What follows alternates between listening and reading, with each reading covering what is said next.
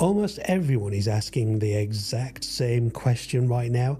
We constantly see news headlines celebrating record-breaking days for wind and solar power in the UK. We're told that renewable energy is incredibly cheap to generate, so why on earth are our electricity bills still absolutely extortionate?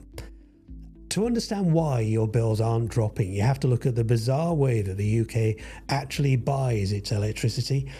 Let's imagine that you're throwing a massive dinner party and you need to buy 100 bottles of wine. You go to your preferred supplier, they've got 80 bottles of a fantastic wine at £5 and you buy them all, but you're still short 20 bottles to cover the event.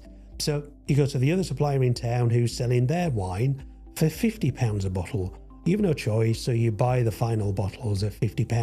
And in a normal world, you would pay £5 for the cheap ones and £50 for the expensive ones. But the UK market doesn't work like that. Under our system, the moment you buy that final expensive £50 bottle, the price of every single bottle you already bought instantly shoots up to £50.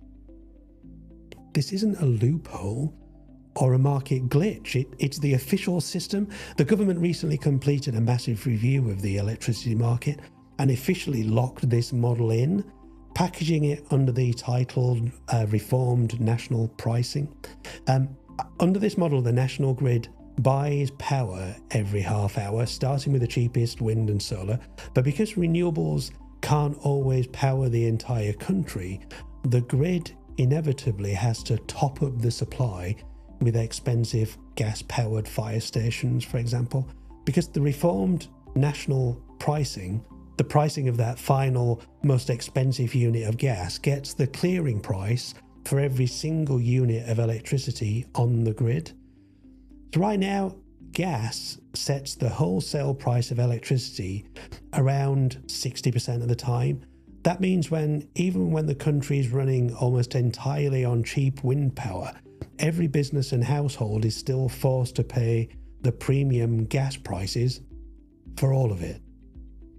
The market is artificially inflating our bills, but it gets worse. Because right now, you aren't just paying inflated prices, you're actively paying to throw cheap energy away. I'm going to break this down in the video that's in the link below. So click there and I'll see you in a second.